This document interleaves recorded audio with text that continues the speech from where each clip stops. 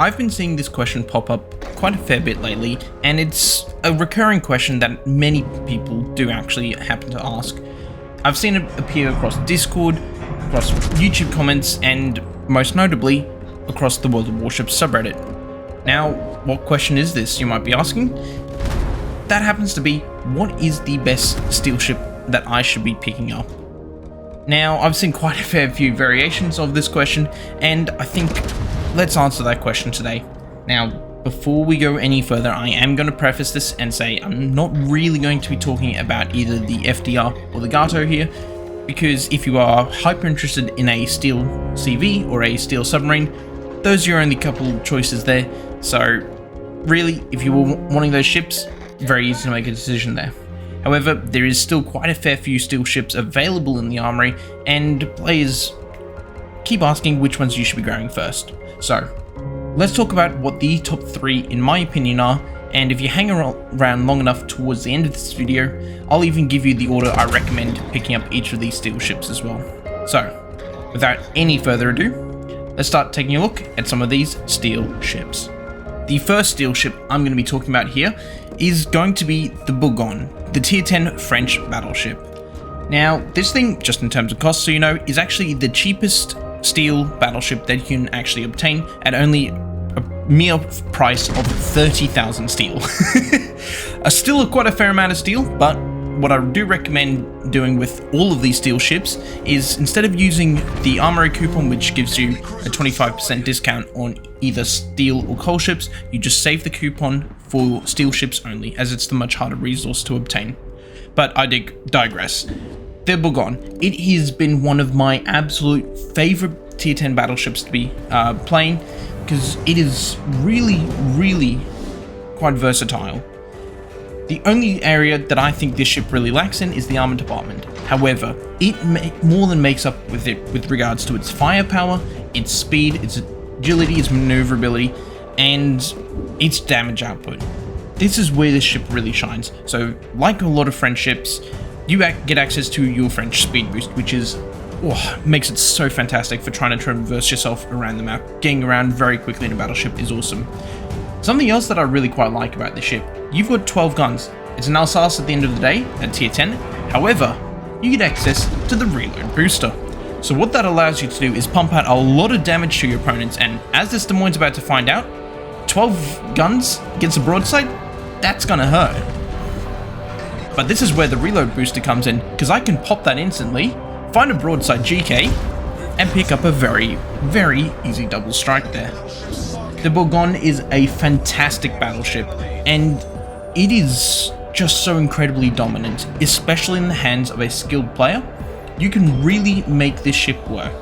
You can put yourself into some fantastic crossfire positions, and you're going to be really hurting your opponents when you get those broadsides, because you're able to get there so fast with this ship.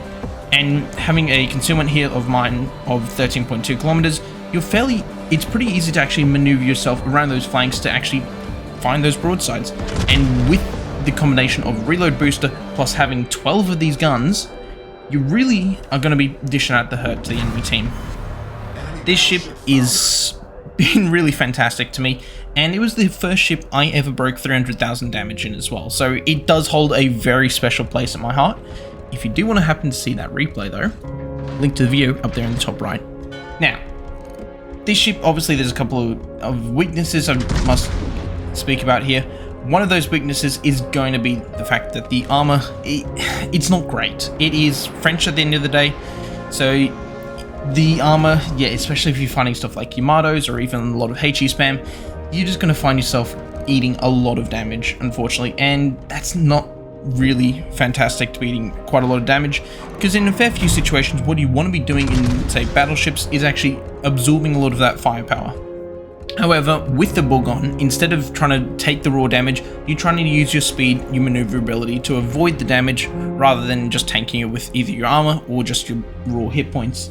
The other kind of downside I would say about this ship is the main factor that the guns on this thing aren't really able to overmatch stuff, because they are only 380mm caliber guns, some of the lowest, if not the smallest caliber guns at tier 10. However, if you do find yourself in a situation where you think you might be needing to overmatch somebody, you just switch to HE. And with 12 of these guns, and if you manage to time your reload booster correctly, so say you set a fire on your opponent, switch across to your reload booster, and set a couple of permanent fires there against your opponent, well, you're going to be laughing as you just burn them to the ground, and if they decide to try and turn away, give you a bit of a broadside, well, that's where they're going to go down, due to the fact you can quickly switch across to your armor piercing and deal some massive damage with these 12 guns. Bullgone, absolutely a fantastic ship all players should be getting, and definitely one of my favorites. So let's move on to the second ship here, and that's going to be the Stalingrad. Now, the Stalingrad, this ship has got a reputation for itself. As many of you will probably be aware, especially like several years ago, this thing was so incredibly popular and incredibly strong, namely for its guns and its armor. In the current meta, especially in the advent of the commander rework that has happened since this ship obviously was introduced, yes, it has been nerfed a bit, especially in terms of its survivability, with the fact that you have an increased burn duration compared to many other cruisers of the same tier. However, that does not stop this ship having these absolutely insane guns, and that is why you get this ship. You get this ship purely because of its guns, and that's why I really quite like this ship as well.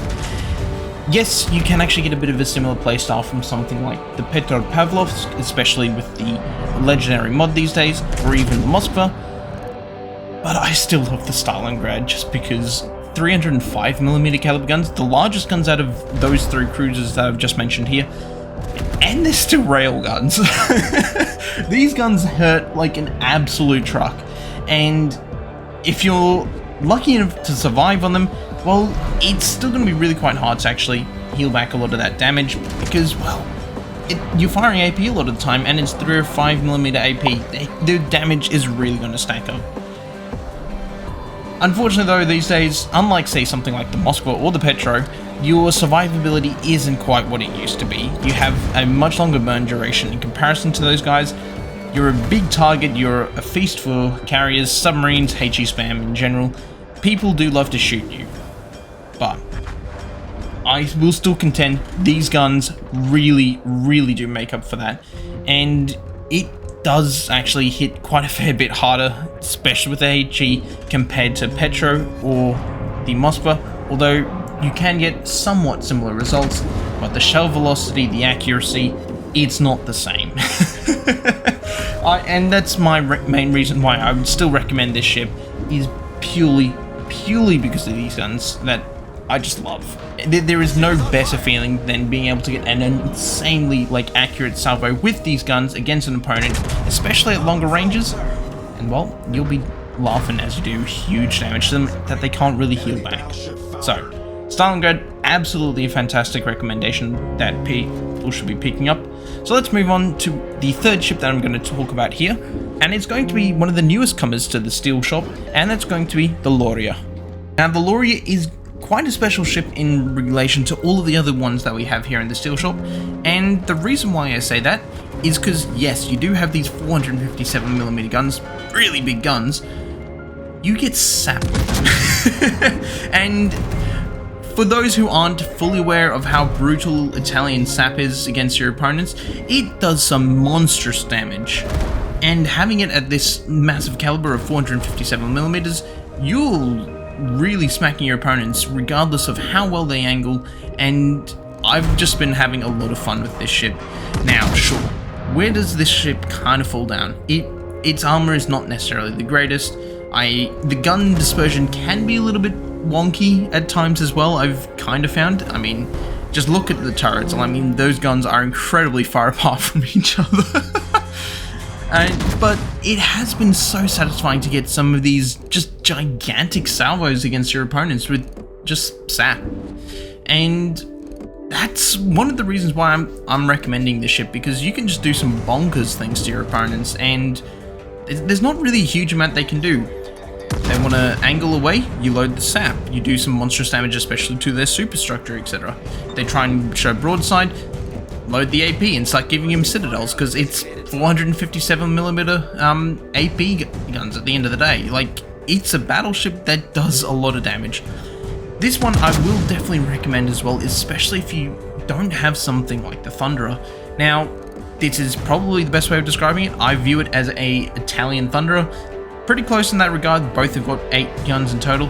That's one of the disadvantages of the ship. You do lose out on having just raw firepower in terms of number of barrels, in comparison for having obviously much larger alpha damage with each of these guns. This thing is so funny, especially with having 457mm sap. It really is something special. And the Loria, 110% I would recommend for players to be picking up in 2024. Well, as promised, if you managed to stick around this far into the video, let's talk about what recommendation I would say to be picking up each of these ships if you're still wondering about grabbing in 2024. So, the first steel ship out of these 3 that I would recommend players to grab first is actually going to be the Bourgogne. Given how much I talked it up before, that shouldn't really come as much of a surprise, but it is such a fantastic ship. I just love it. I really have a hard time recommending any other ships there, and I do have a soft spot for some of the other steel ships in there, such as the Shishima, because I mean, big gun, it's huge. But the Bourgogne, it can do so much, and it's so incredibly well-rounded.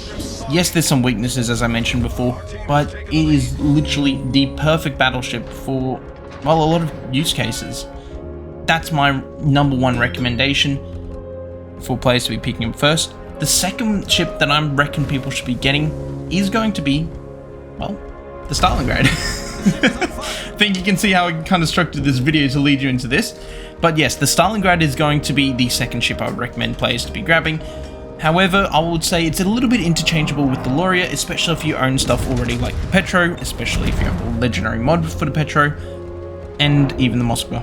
If you've got those ships, I would even say you can hold off on the Stalingrad just a little bit and get the Loria first, because the Loria is going to be fairly unique in that situation, unlike the Stalingrad compared to Petro or the Moskva, because you're going to be playing fairly the same way in those ships, trying to be spamming a lot of AP at range, switching to HE if you need to. It's very, very similar playstyle in that sense, so especially if you love the Russian cruisers, Stalingrad is going to be a fantastic pick for you. But if you already have those ships, as I've just mentioned, probably grab Loria first for a different taste of playstyle, and yeah, then finish up with Stalingrad. But if you have none of the ships, and let's just assume you've got none of the ships, you don't have anything that's similar, Bourgogne, Stalingrad, and then Loria. If you already have stuff like the Petro and the Moskva, I would say go Bourgogne, Loria, Stalingrad. Well, that's all I've really got to say about this video. If there's any other steel ships that you would have recommended putting in this list, or even changed a few things around, do let me know in the comments. Like, I'm curious to hear what people think, because at the end of the day, this is just my opinion, and I'm very much a more battleship and heavy cruiser centric player. If you would like to disagree, especially there's a couple of ships I didn't mention in there as well, stuff like the Incomparable, the Z-42 Ragnar. Whilst I do think those are good ships, I do rate these other 3 above it. So if you've got any different opinions, do let me know in the comments. And well, if you want to see like me cracking 400,000 damage, breaking an NA and Asia record in the Jinan, you're gonna want to click on this video here.